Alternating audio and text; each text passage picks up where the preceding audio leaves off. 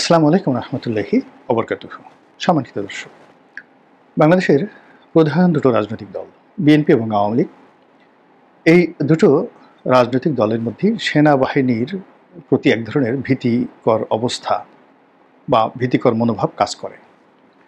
এর কারণ হলো এই দুটো দলই সেনাবাহিনী দ্বারা বিভিন্ন সময় নানাভাবে বিপদে পড়েছে, বিপত্তির মধ্যে পড়েছে, ক্ষতিগ্রস্ত হয়েছে। 1975-এর 15ই আগস্টের পর আওয়ামী লীগের উপর যে জুলুম এবং অত্যাচার নেমে এসেছিল এবং যে যাকে বলা হয় মার্শাল লয়ের যে জাতাকল, এটা আওয়ামী লীগকে যেভাবে বিধ্বস্ত করেছিল তার কারণে আওয়ামী লীগের মধ্যে এক ধরনের ট্রমা কাজ করে 75 পরবর্তী সময় ইন জেনারেল নেতাকর্মীদের মধ্যে, যা শুধু মারাত্মকভাবে সেনাবাহিনী দ্বারা ক্ষতিগ্রস্ত হয়েছে সব জামানাতে।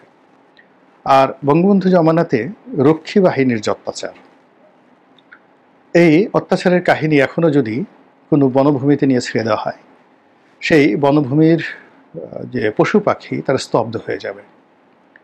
কোনো বৃক্ষের উপর যদি ছেড়ে দেওয়া হয়, ওই বৃক্ষের কান্না শুরু হয়ে যাবে এবং সেখানে যত পাখপাখালি আছে সকলে গান বন্ধ করে আর্তচিৎকার দিয়ে সেখান থেকে পালিয়ে যাবে যদি রক্ষী বাহিনীর অত্যাচারের কথা স্মরণ করেন।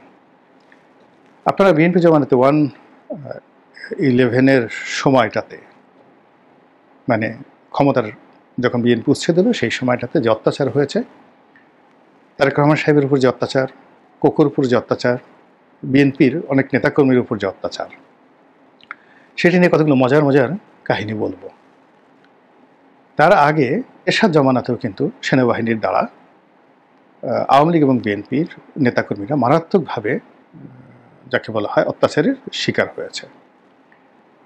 তো এই সকল কারণে বিএনপি এবং আওয়ামী লীগের যে সকল নেতাকর্মী, বিশেষ করে যারা সিনিয়র নেতৃবৃন্দ রয়েছেন, যাদের বয়স 50-এর উপরে, তাদের মধ্যে সেনাবাহিনীর সম্পর্কে একটি ভীতিকর অবস্থা রয়েছে। সেনাবাহিনীর নাম শুনলে, তাদের পোশাক দেখলে, তাদের গাড়ি দেখলে বিএনপি এবং আওয়ামী লীগের নেতাদের মধ্যে এক ধরনের আতঙ্ক তৈরি হয়। যাদেরকে সেনাবাহিনী টানিয়ে পিটিয়েছে, পিঠমোড়া করে বেঁধেছে, পা দুটো বেঁধে উপরে টানিয়ে বস্তার মধ্যে মুখ পরে তারপর বেধড়ক পিটিয়েছে, যাদের হাড্ডি গুড্ডি ভেঙে দিয়েছে, কোমর ভেঙে দিয়েছে, তাদের মধ্যে যে কি দুঃস্বপ্ন, কি ট্রমা, কি বেদনা আপনি কল্পনা করতে পারবেন না। এবং এই ধরনের মার খাওয়ার পর মানুষের নিউরোলজিক্যাল যে বায়োলজি রয়েছে, মস্তিষ্কের চিন্তা চেতনা, এগুলো এলোমেলো হয়ে যায়। অনেকের রিপ্রোডাক্টিভ পাওয়ার, সন্তান উৎপাদন করার ক্ষমতা, এটা নষ্ট হয়ে যায়। অনেকে মানসিক ভারসাম্য হারিয়ে ফেলেন। এবং মিলিটারির যে কেবলমাত্র মার সেটা নয়, তারা সাইকোলজিক্যালি, মানসিকভাবে যে টর্চার করতে পারে, সেই টর্চারের ফলে অনেকগুলো মানুষ তার স্বাভাবিক হাঁটাচলা পর্যন্ত নষ্ট হয়ে যায়। স্বয়ং হুসাইন মোহাম্মদ এরশাদ, আমি তাকে খুব ঘনিষ্ঠভাবে দেখেছি। যখন তিনি যেতে চাইলেন না ইলেকশনে 2014-তে, যখন থেকে তুলে নেওয়া হলো, ওই সময়টা তিনি আমাকে বলেছিলেন যে ওরা কত ভালো, আমাকে ইচ্ছে করলো মারতে পারতে, কিন্তু আমাকে মারেনি। কিন্তু আমি তার কথাবার্তার মধ্যে দেখলাম যে আগের সেই হুসেন মোহাম্মদ এরশাদ নেই। 2014-র আগের যে হুসেন মোহাম্মদ এরশাদ ছিলেন, 2014-র পরে তিনি আরও এলোমেলো হয়ে গেছেন। এবং ওই সময়টাতে তাকে তুলে নিয়ে যে মানসিক অত্যাচার করা হয়েছে, কেউ কেউ বলেন যে তার গালের উপর চড় বসিয়ে দেওয়া হয়েছে, সত্য মিথ্যা আমরা কিচ্ছু জানি না, কিন্তু তার মধ্যে স্বাভাবিকতা ছিল না। আপনি যদি বিচারপতি সিনহার বক্তব্য দেখেন, কথাবার্তা দেখেন, ব্যক্তিত্ব দেখেন, সিনহা যতদিন চিফ জাস্টিস ছিলেন ততদিন তার কথাবার্তা লক্ষ্য করেন, ধারাবাহিকতা, এবং এখন তিনি দেশের বাইরে আছেন, ঠিক এখনও তার একটা সাক্ষাৎকার নিয়ে দেখেন, আপনি সেই ধারাবাহিকতা দেখতে পাবেন না। তো এই যে সেনাবাহিনীর অত্যাচার, সেনাবাহিনীর মার, এটাকে কাউন্ট করে, স্মরণ করে বড় বড় রাজনৈতিক দল যারা আছে তারা সবসময় সেনা শাসন থেকে নিজেদেরকে রক্ষা করার চেষ্টা করে, সেনাবাহিনীর সঙ্গে কোনো রকম কন্ট্রাডিক্ট অ্যান্ড কনফ্লিক্ট এতে জড়ায় না। একটা উদাহরণ দিলেই বুঝতে পারবেন, সেটি হলো বঙ্গবন্ধুর মধ্যে একটা সেনাবাহিনীর ভীতি ছিল। এই জন্য তিনি প্রথম থেকেই যাকে বলা হয় পুলিশ বাহিনীকে শক্তিশালী করতে চেয়েছিলেন। আর বঙ্গবন্ধু হত্যাকাণ্ডের কারণে পুরো শেখ পরিবারের মধ্যে সেনাবাহিনীর ভীতি ছিল। তারাও ফলে তার যে 15 বছরের শাসনামল শেখ হাসিনার, তারা সেনাবাহিনীকে বিলাসী করেছেন, চাকচিক্যময় করেছেন, এবং খুব কৌশলে তাদেরকে, যাকে বলা হয় তাদের যে পেশাদারিত্ব, সেই পেশাদারিত্বটা থেকে সরিয়ে তাদেরকে অর্থ, বিত্ত, ক্ষমতা, লোভ, লালসা, কামনা, বাসনা এসবের দিকে ঠেলে দিয়েছেন। এবং এটা তারা যে পড়াশোনা করেছেন, আওয়ামী লীগের অনেক লোক আছেন যারা সুদীর্ঘ মেয়াদে পড়াশোনা করেছেন এবং অনেক অভিজ্ঞতা তাদের রয়েছে। এবং এই কাজটি যে তারা করেছেন, তারা সেই হিরোডোটাসের বই থেকে যে তথ্য, সেই তথ্য নিয়েই তারা এই কাজটি করেছেন। তথ্যটা হলো এরকম যে পারস্যের সর্বকালের সেরা রাজা, পৃথিবীর তাকে বলা হয় যে তার মতো এরকম মহামানব রাজা এবং ঋষি পৃথিবীতে আর কখনো আসেনি। তিনি হলেন Cyrus the great. Cyrus the great, অনেকে তাকে বাদশাহ জুলকারনাইন হিসেবে অভিহিত করেন। তো সেই সাইরাস সেই আজকের যে তুরস্কের একটি অঞ্চল দখল করলেন, মিডিয়া। রাজ্যের নাম ছিল লিডিয়া, আর তখন সাইরাসের রাজ্যের নাম ছিল মিডিয়া। যুদ্ধের এক পর্যায়ে লিডিয়ার যে সম্রাট ক্রেশাস, তিনি আত্মসমর্পণ করলেন এবং চুক্তি অনুযায়ী তিনি সাইরাসের প্রধানমন্ত্রী হিসেবে অভিষিক্ত হলেন। তো তাকে নিয়ে পুরো লিডিয়ার বিস্তীর্ণ অঞ্চল তিনি তার যে কর্তৃত্ব সেটা প্রতিষ্ঠা করার জন্য সেনা অভিযান চালাচ্ছেন। কিন্তু একটি দুর্ধর্ষ জাতি, কোনো অবস্থাতেই তারা জয় স্বীকার করছে না, তারা গেরিলা যুদ্ধ চালিয়ে যাচ্ছিল। তো সাইরাস খুব আশ্চর্য হয়ে গেলেন যে যেখানে পুরো রাষ্ট্র, সাম্রাজ্য, মানে লিডিয়া সাম্রাজ্য তখন মিডিয়ার চেয়ে অনেক বড় ছিল, মানে সাইরাসের যে রাজ্য তার চাইতে তিনি যে রাজ্যটি জয় করলেন সেটা অনেক বড় ছিল। তো তিনি অবাক হয়ে বললেন যে পুরো আপনার যে সাম্রাজ্য, সেই সাম্রাজ্যের পুরোটা দখল করেছে এবং আপনি নিজে এই রাজ্যের সম্রাট হয়ে, ক্রেশাসকে তিনি বলছেন, আমার প্রধানমন্ত্রী হয়েছেন, তারপরও এই অপদার্থরা যুদ্ধ কেন করছে? তো বলল যে ওদের ট্রেনিং এবং ওদের জাতিসত্তা এবং ওদের রক্তের মধ্যে যে মিলিটারি জিনিয়াসনেস আছে, এই কারণে যুদ্ধ দিয়ে আপনি তাদেরকে পরাজিত করতে পারবেন না। তাহলে কী করতে হবে? আপনি রাস্তায় রাস্তায় অঢেল খাবার রেখে দিন। যারা গেরিলা যুদ্ধ করছে এবং তারা তাদের খাদ্য সংকট রয়েছে, একটু পরে এসে তারা খাবার পেয়ে তারা ঘুমিয়ে পড়বে, অলস হয়ে যাবে। এভাবে আপনি রেশনিং দিতে থাকেন কৌশলে, রাস্তায় রাস্তায় খাবার ছড়িয়ে দিন, কয়েকদিন দেওয়া হলে এইভাবে। এরপরে দামি জামা কাপড়, রেশমি জামা কাপড় আপনি রাস্তায় ফেলে রাখুন, করা হলো।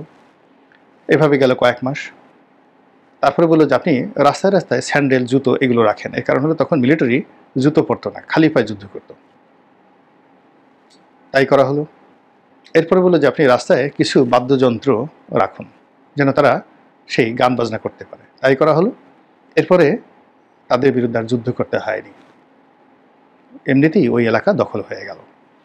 তো আমাদের সেনাবাহিনী আপনি দেখবেন 2014 সনের পরে, 18 সনের পরে, 24 সনের পরে গ্র্যাজুয়ালি প্রত্যেকটি ক্যান্টনমেন্টে আওয়ামী লীগ সেই বিশাল কনসার্টের আয়োজন করেছিল।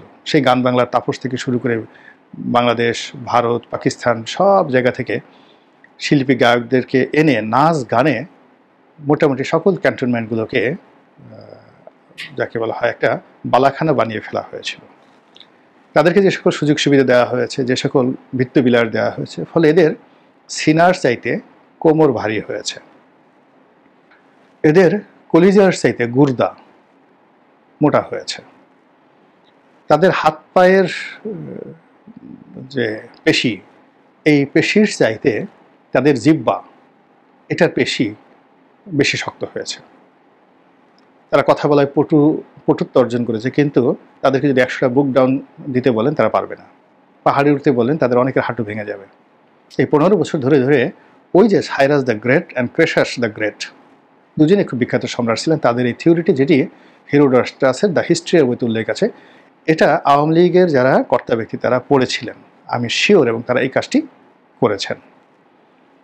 তো ফলে কি হলো যে মিলিটারি আর সেই মিলিটারি থাকেনি, তারা বন্ধু হয়ে গেছে, ভাই হয়ে গেছে, ব্যবসায়ী হয়ে গেছে, কন্ট্রাক্টর হয়ে গেছে, চিত্রশিল্পী হয়ে গেছে, লেখক, কবি, সাহিত্যিক হয়ে গেছে।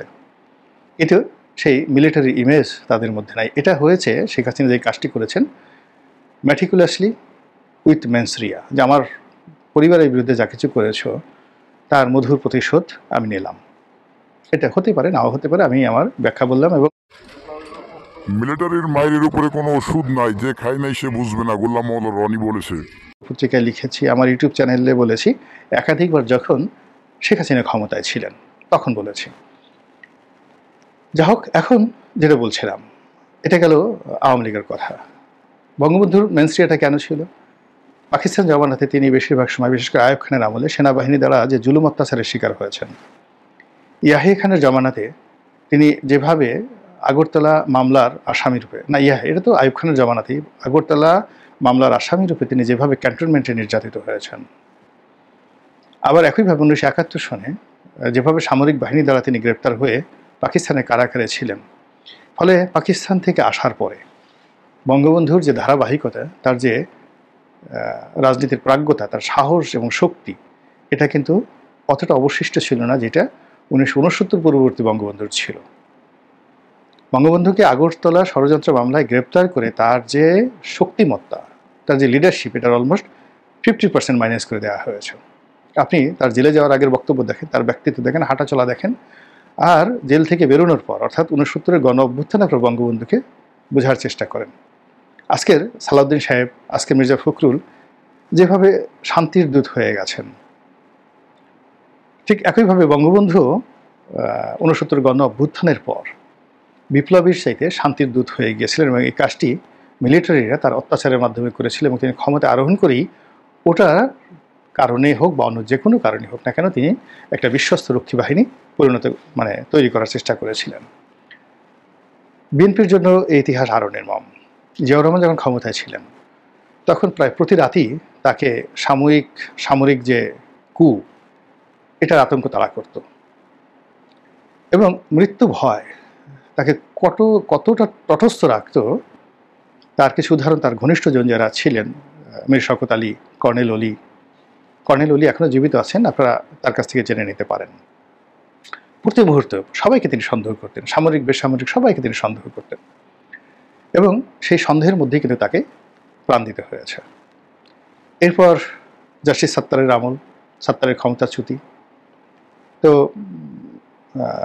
পুরো এরশাদের জমানাতে সামরিক বাহিনী, ডিজিএফআই এর যে অত্যাচার বিএনপির উপর চলেছে, বিএনপির একটা জেনারেশন তছনছ হয়ে গেছে। এমনকি বিএনপির যে সকল সূর্য সন্তান ছাত্রদলের মধ্যে ছিল, তাদের একটা অংশ সেনাবাহিনী নিয়ে অত্যাচার করে, জুলুম করে তাদেরকে একেবারে ভীত সন্ত্রস্ত বানিয়ে মূল দলের রাজনীতি থেকে বিচ্যুত করে ফেলেছে। আরেকটি গ্রুপকে ভয় দেখিয়ে, প্রলোভন দেখিয়ে বেঈমান, মুনাফিক এবং চরিত্রহীন বানিয়ে ফেলেছিল এরশাদের জমানাতে। ফলে যে ছাত্রদলকে নিয়ে আমরা খুবই গর্ব করি, সেই ছাত্রদলের শীর্ষ পর্যায়ের দুটো গ্রুপ ছিল। একটা গ্রুপকে জেলে পুরে অত্যাচার করে শেষ করে দেওয়া হয়েছে, একটা গ্রুপকে মেরে ফেলা হয়েছে, সেই বাবলুকে মেরে ফেলা হয়েছে, নিরুকে জেলে নেওয়া হয়েছে, আবার জেল থেকে বের করা হয়েছে, অভিকে বের করা হয়েছে। এগুলো নিয়ে অনেক গল্প কাহিনী আছে।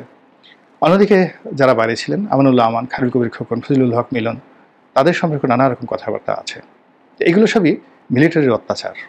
তারপর যখন 1/11 হলো, সেই 1/11-এর সময় তারেক জিয়ার প্রতি, খালেদা জিয়ার প্রতি, বেগম জিয়ার প্রতি, কোকুর প্রতি, টোটাল পরিবার, সাইদ ইস্কান্দার থেকে শুরু করে সবার প্রতি যে অত্যাচার হয়েছে, তার ফলে বিএনপি আওয়ামী লীগ মিলিটারিকে যতটা ভয় পায়, তার চেয়েও বিএনপি কিন্তু কার্যত ফলতে বেশি ভয় পায়। এটা হলো বাস্তবতা। আর এই কারণে কি হচ্ছে, এই যে ডক্টর মোহাম্মদ ইউনূসের দাবিদারি করে, তারপরে যে কোনোভাবে জেনারেল ওয়াকারের সাথে কোনো বিরোধিতা না করে একটা নির্বাচন অনুষ্ঠান করানোর জন্য বিএনপি যতটা নিচে নামার জন্য প্রস্তুতি নিচ্ছে, কসরত দেখাচ্ছে, চেষ্টা তদবির করছে, এটা বিএনপির জীবনে কোনো দিন হয়নি। এতটা নেগোশিয়েবল এবং এতটা আত্মসমর্পণকারী, এতটা মাথা নোয়ানো বিএনপি জীবনে আমি কখনো দেখিনি। এর একমাত্র কারণ হলো এখন যে একটি অবস্থায় এসে পৌঁছে গেছে দেশ, না হয় এসপার, না হয় ওসপার, এসপার না হয় ওসপার। মানে ডক্টর মোহাম্মদ ইউনূস যদি টিকে থাকেন ভালো, ইলেকশন হলে ভালো, আর যদি না হয় এখানে জরুরি অবস্থা এবং মার্শাল ল ছাড়া আর কোনো উপায় নেই। তো বিএনপি এবং আওয়ামী লীগের মধ্যে এই যে সামরিক ভীতি, আপনি দেখুন এখন আওয়ামী লীগের লোকজন যেভাবে ওয়াকারুজ্জামান সাহেবকে গালাগাল করছেন, ওটা এক ধরনের ভয় থেকে খুব অকথ্য ভাষায় গালাগাল করছেন, সামরিক বাহিনীকে বেঈমান বলছেন, মুনাফিক বলছেন। আবার বিএনপির যারা লোকজন, তারা সেনাবাহিনী সম্পর্কে কিছু বলছে না, কিন্তু পুলিশের 14 কেস উদ্ধার করে দিচ্ছে। আওয়ামী লীগের সিল যেখানে যেখানে আছে, গোপালগঞ্জ যেখানে যেখানে আছে, তছনছ করে দেওয়ার চেষ্টা করা হচ্ছে। তো এই যে অবস্থা, এটাকে আইনের ভাষায় বলা হয় ম্যানসরিয়া। সেই ম্যানসরিয়া ঘটছে। কিন্তু অবাক করার ব্যাপার হলো, যাদের বয়স 40-এর নিচে, তাদের একটা বিরাট অংশ মিলিটারিকে ভয় পায় না, ভয় পাচ্ছে না। এটা অনভিজ্ঞতার কারণে। রাজনীতিতেও তাদের অভিজ্ঞতা নেই, আর তারা এই ধরনের পরিবেশ পরিস্থিতিতে কখনো পড়েনি। দ্বিতীয়ত, যে সমস্ত লোকজন সরকার চালাচ্ছে, ডক্টর ইউনূস থেকে শুরু করে ওনার উপদেষ্টা মণ্ডলী, বিশেষ সহকারী, তারা মিলিটারির যে এই যে স্যাঁচা দেওয়ার যে গুণাবলী, অত্যাচার করার গুণাবলী, পিটুনি দেওয়ার গুণাবলী, মায়ের দেওয়ার গুণাবলী, এই সম্পর্কে তাদের কোনো ধারণাই নেই, কোনো ধারণা নেই।